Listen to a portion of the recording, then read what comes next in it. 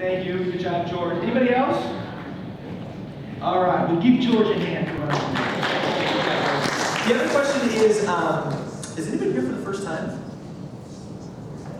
Good. We got some bold folks here. Good. All right. Make sure you give somebody a high five and say, welcome. We are a community of concern on a discovery of faith. It means we don't have it all figured out yet, but like somebody running a half marathon, we are committed to trying to go the distance, to seeing what Jesus teaches us along the way and on the journey. So welcome to this community that doesn't have it all figured out. We aren't even sure exactly where we're going as a community completely yet, but we know that we're going to end up closer to the cross, and that's what matters. So with that, tonight, I just want you to be thinking about the word faith. Because as we have been going through the Gospel of Mark, we've been learning what it means to follow Jesus and to be his follower. Who is Jesus and what does it mean to follow him? So with that in mind tonight, our key word is faith. We're going to be looking at what does faith have to do with following Jesus. So if you've got your scriptures, you've got your Bible out. Turn to the Gospel of Mark. We're going to be chapter 5 tonight. So Mark chapter 5. And if you wouldn't mind standing up as we read God's word, I would appreciate that. So Mark chapter 5, we're going to be starting in verse 21. You guys are all there before I am. Verse 21, and we're going to read through the end of the chapter. The word of the Lord. When Jesus had again crossed over by boat to the other side of the lake, a large crowd gathered around him while he was by the lake. Then one of the synagogue rulers named Jairus came there. Seeing Jesus, he fell at his feet and pleaded earnestly with him. My little daughter is dying. Please come and put your hands on her so that she will be healed and live. So Jesus went with him. A large crowd followed and pressed around him. And a woman was there who had been subject to bleeding for 12 years. She had suffered a great deal under the care of many doctors and had spent all she had. Yet instead of getting better, she grew worse. When she heard about Jesus, she came up behind him in the crowd and touched his cloak because she thought, if I just touch his clothes, I will be healed. Immediately her bleeding stopped and she felt in her body that she had been freed from her suffering. At once Jesus realized that power had gone out from him. He turned around in the crowd and asked, "Who touched my clothes?" "You see the people crowding against you," his disciples answered, "and yet you can ask, who touched me?" But Jesus kept looking around to see who had done it. Then the woman, knowing what had happened to her, came and fell at his feet, and trembling with fear, told him the whole truth. He said to her, "Daughter, your faith has healed you. Go in peace and be freed from your suffering." While Jesus was still speaking, some men came from the house of Jairus, the synagogue ruler. "Your daughter is dead," they said. "Why bother the teacher anymore?" Ignoring what they said, Jesus told the synagogue ruler, "Don't be afraid, just believe." He did not let anyone follow him except Peter, James, and John, the brother of James. When they came to the house of the synagogue ruler, Jesus saw a commotion with people crying and wailing loudly. He went in and said to them, "Why all this commotion and wailing? The child is not dead, but asleep." They laughed at him. After he had put them all out, he took the child's father and mother and the disciples who were with him, and he went in where the child was. He took her by the hand and said to her, "Talitha, kum," which means, "Little girl, I say to you, get up." Immediately the girl stood up and walked around. She was 12 years old. At this they were completely astonished, and he gave strict orders not to let anyone know about this, and told them to give her something to eat. This is the word of the Lord. Thanks be to God. You may have a seat. Man, I gotta tell you guys, I love this story because it's just got all these layers of complexity and contradictions and subtlety. And so before I explain the meanings of what's going on here, I just want to familiarize ourselves with the characters a little bit. First character we see shows up is this guy named Jairus. And Mark really wants us to know that Jairus is a synagogue ruler. In fact, Mark tells us 4 times in about 7 verses, he says, the synagogue ruler, the synagogue ruler. He's a synagogue ruler. And in case you didn't know, Jairus is a synagogue ruler. He's being pretty obvious about this whole thing. So, since most of us probably haven't been to synagogue for a while, and even fewer of us have probably been the ruler of a synagogue, let me just unpack that just a little bit. So, in first century Israel, the synagogue is the place, the local gathering place to worship God as a Jew. Now, our society, we've developed this thing called the separation of church and state, and most of the time we try not to mingle religion and politics, and we've got everything sliced and divided real nicely. Back in the day, back in Jesus' day, it wasn't quite like that. Often the religious authorities were also the civic authorities, and oftentimes they would kind of end up being the economic authorities. So when you hear the word Jairus, synagogue ruler, I want you to think status. Jairus was that guy. You know that guy? The guy that, like, you want to be like Jairus. Jairus was a leader of the synagogue. Contemporary analogies would be something like on the ministry council at Lake Avenue Church, possibly on the pastoral staff at a church like Lake Avenue Church. Certainly somebody who was well revered within the congregation, somebody who would be a very public figure. But not just that, he was probably one of the leading people of the city, probably the guy that sort of sits at the gate of the city, which in those days was the person who you come to decide any sort of legal disputes or public issues, almost like a judge. So Jairus is like a high, kind of like on the ministry council or staff of Lake Avenue Church, probably sits on the city council down at City Hall in Pasadena. Jairus, you know Jairus, he's in the paper, his picture's on the front page with the big scissors cutting the ribbon to the new orphanage clinic. This is Jairus, but not only that, because sometimes those people, you know, they kind of worm their way in, not sure how good they are. Jairus, most likely, back in the day, you can't get this kind of authority by buying it. Jairus was the real deal. This guy was really legit. He was moral authority, civic authority, spiritual authority. There's a good chance with that kind of authority that he also was very financially well-to-do. Jairus is the guy you want to be like. I want to be like Jairus. I don't know how old all of you are, but I was in high school in the 90s. There was this guy named Michael Jordan, and I was a crazy basketball fan. I don't see his daughter here tonight. She's going to be mother. She missed this because she's from Chicago and all this. But there's this little jingle about this guy named Michael Jordan, and I loved Michael Jordan. I wanted to be the basketball star, but being white and 5'9", obviously I'm not playing for the Lakers, and there's a reason for that. But there's these commercials that came on, and every year I watched all 6 finals where Jordan won the NBA championship.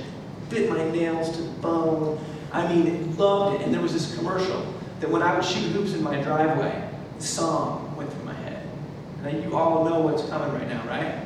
Sometimes I dream he is me. And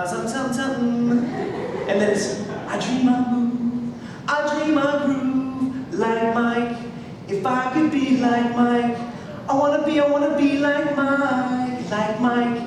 I want to be like Mike. You know that one? Yes. Okay, thank you.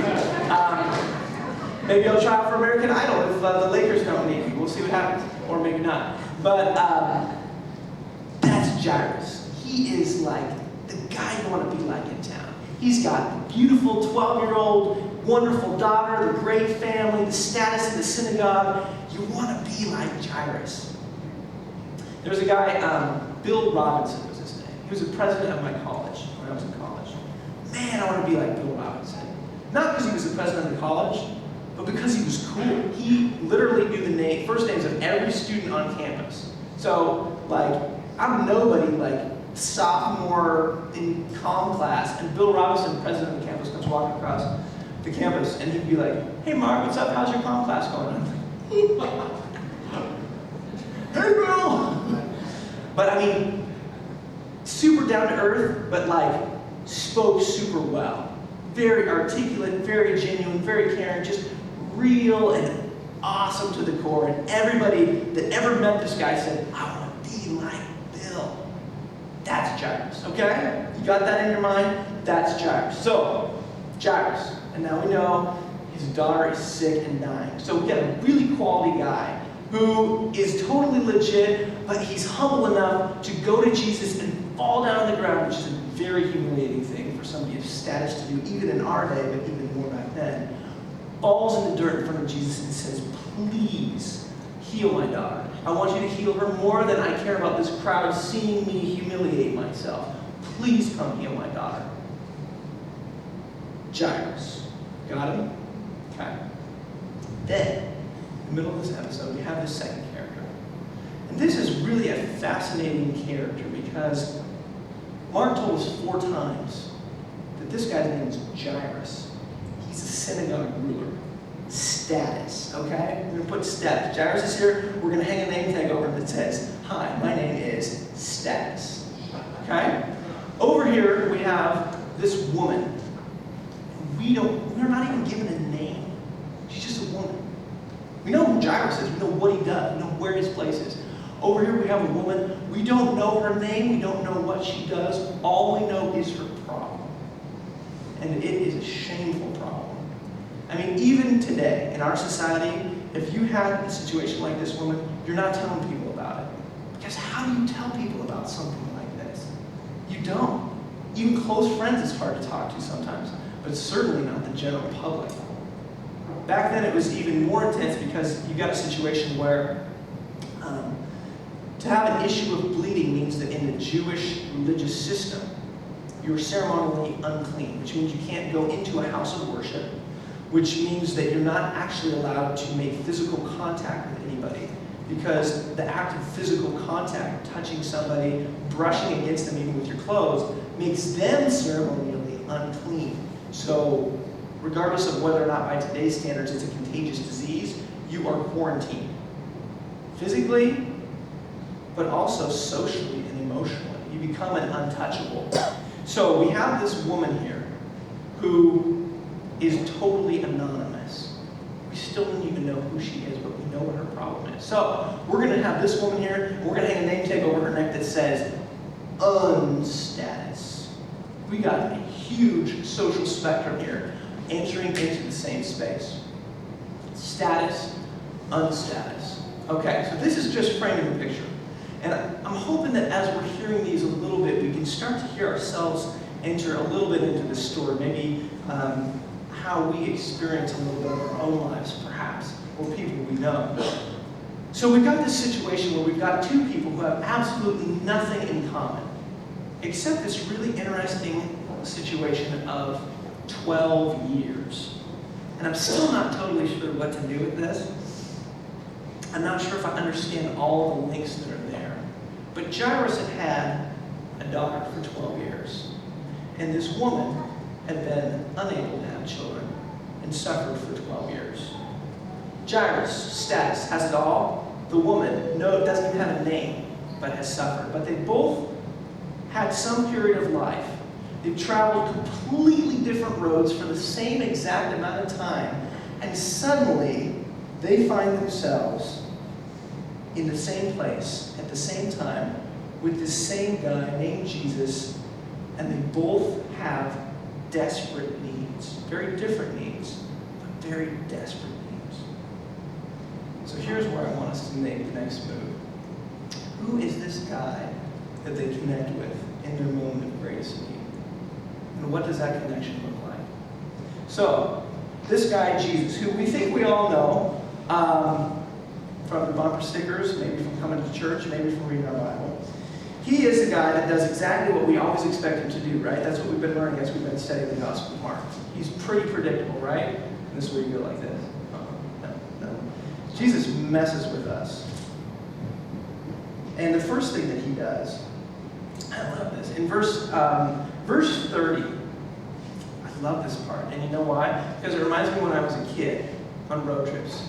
I don't know if some of you are only children, you might not get this, but I have 2 siblings, a brother and a sister. And we had to share a back seat sometimes. And this question that Jesus asks, I think is reminiscent of some of my road trips.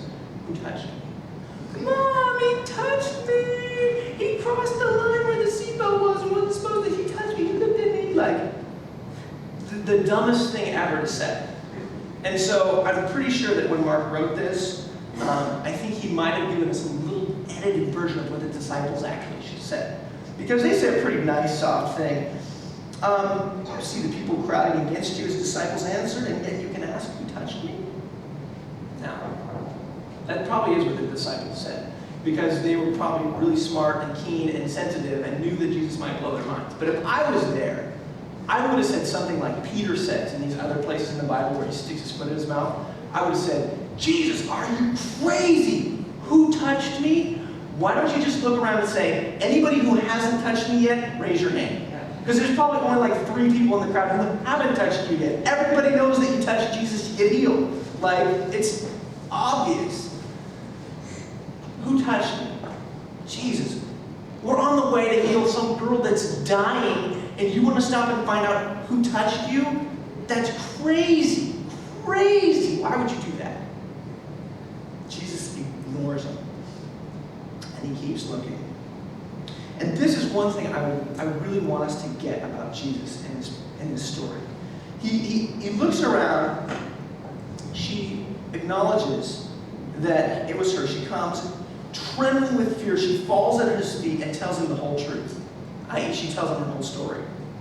She says, I have had this problem for 12 years. I spent all my money. Maybe she lost relationships over this. Certainly she couldn't have kids. Probably hasn't been able to even go to synagogue for 12 years. All this stuff, she tells him her whole experience in front of a giant crowd of people. Gosh, does that sound kind of painful and humiliating? I mean, hello, Jesus, that's the reason she sneaked up behind you and didn't announce her name or come to you in public the way Jairus did. She didn't want to share her whole story. Why would you call her out like this? Why would you make her reveal her pain and suffering from all these people, especially now that she's healed? I mean, she already got the healing. What are you doing here, Jesus? Here's what Jesus is doing. He said to her, daughter, your faith has healed you. Go in peace and be freed from your suffering. She knew she was healed.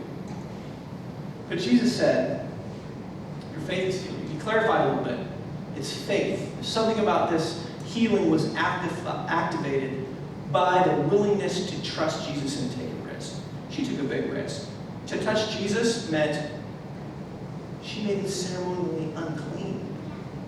So if Jesus finds out that she touches her, he is a really big-time rabbi, and guess what? He can't go to church next Sunday because he just got uncleaned on. Do you think that that's going to go over real well? Probably not. How about the rest of the people in the crowd that she obviously had to wiggle her way through to get to Jesus, brushing people along the way? Guess what? They can't go to synagogue next week either. So she's kind of risking a lot. And we're talking like small town here. Who knows what could happen with this crazy mob? People could be stoned for this kind of thing. So she risked a lot, and Jesus is saying, that risk you took, I see that, and I honor that. That risk that you were willing to take to get to me, to touch me, to come into a relationship and to share your need and take a risk for me, I see that. I honor that. That's one piece. The second piece, he said, go in peace and be free from your suffering. Your faith has healed you. She came to Jesus to be physically healed. And we already discussed some of the social and emotional implications of that. She got the physical healing just by sneaking up and touching him in the crowd. But I believe that Jesus wanted to call her out so that she could have the other dimensions of that healing. Because physical suffering is hard, and many of us know what that's like.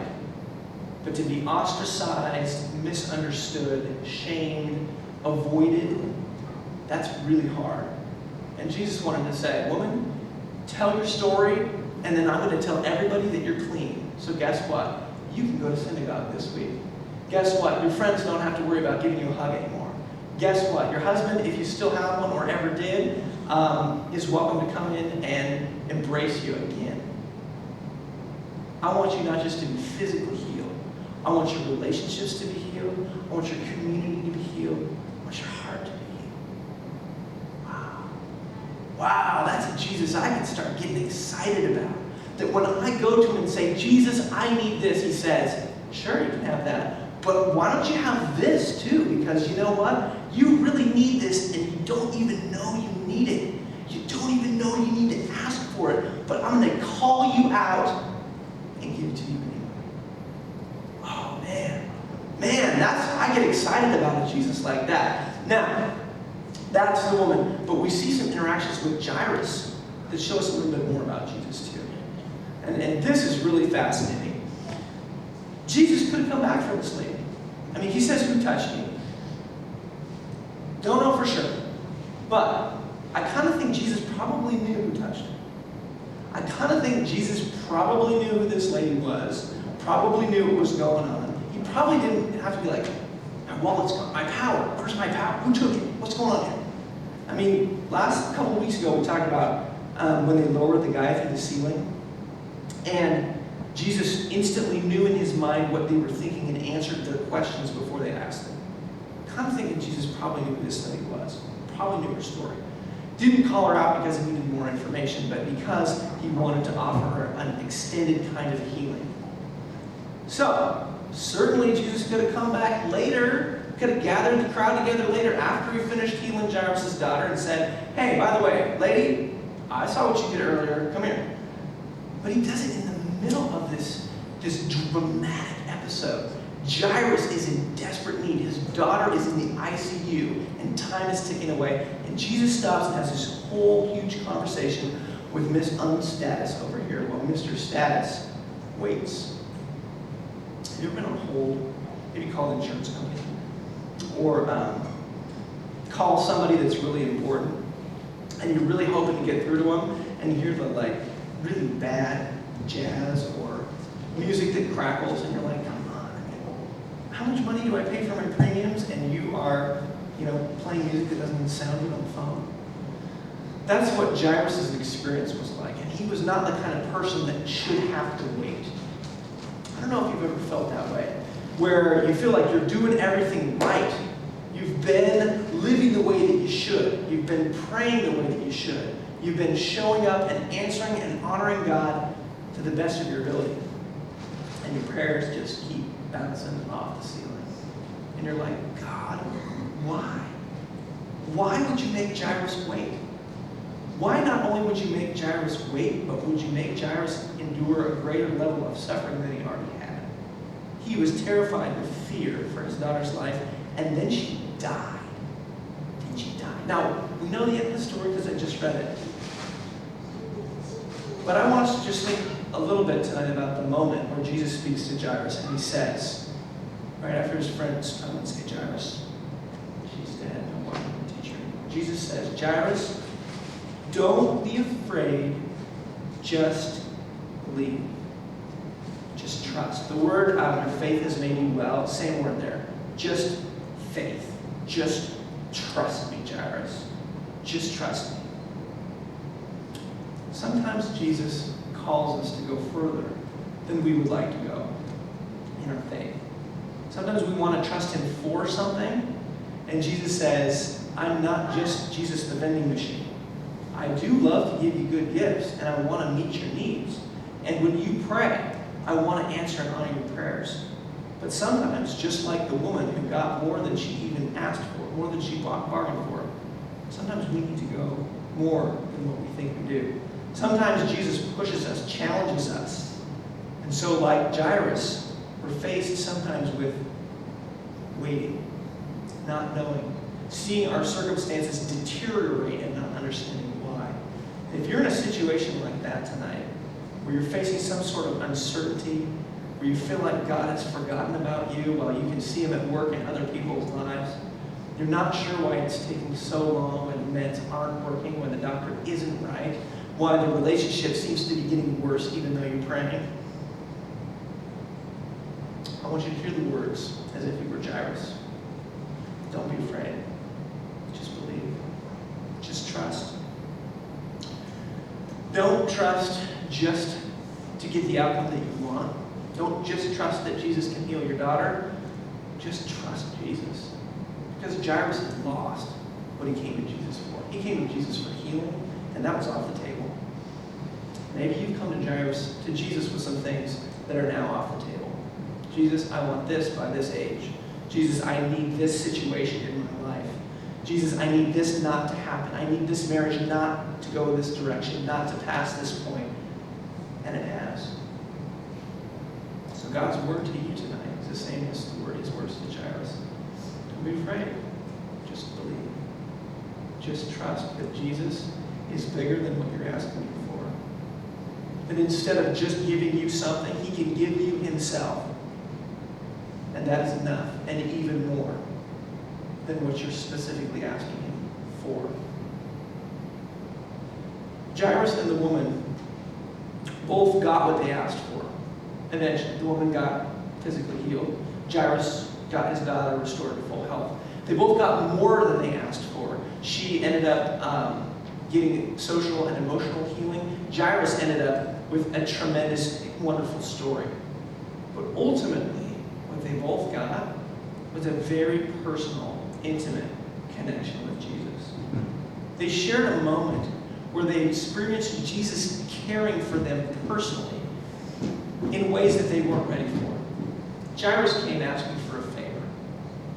Man to man, rabbi to rabbi, think you can heal my daughter? I really want it bad, but do me a favor.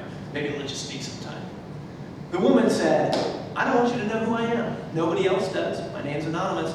Just want to touch you and get healed. Don't want any contact. And Jesus brought them both into relationship with him. Shared a story with the woman. Entered into Jairus' house. Both of them ended up in relationship with Jesus where they weren't even bargaining for it.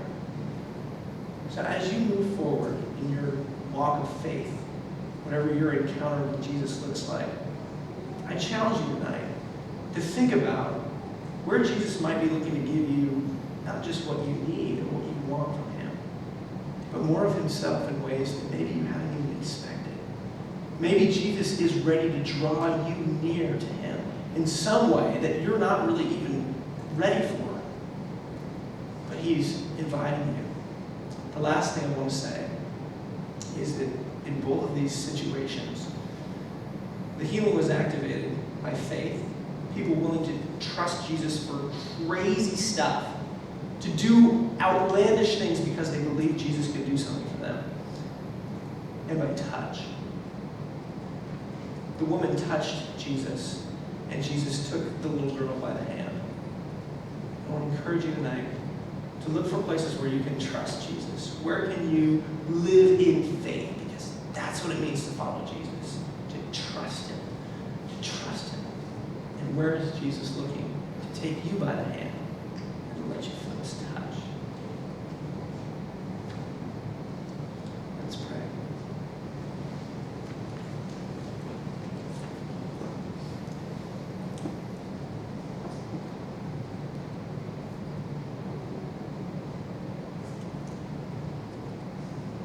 Dear Jesus, we need you. There are so many stories in this room tonight, God, that are only known to one or two people. So many of us, Christ, who have come here tonight in hopes that in the anonymous crowd we might just brush against the hem of your garment.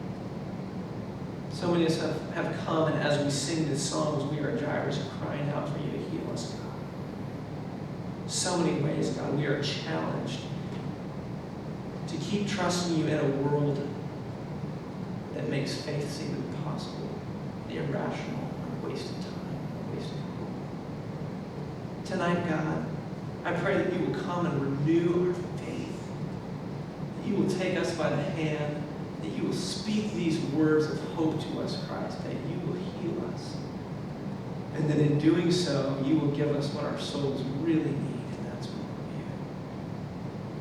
So Christ, I just invite you to come, to walk among us the rest of this night, to heal us and to set us free, to lead us in the journey of faith and freedom, to proclaim grace and truth over our lives.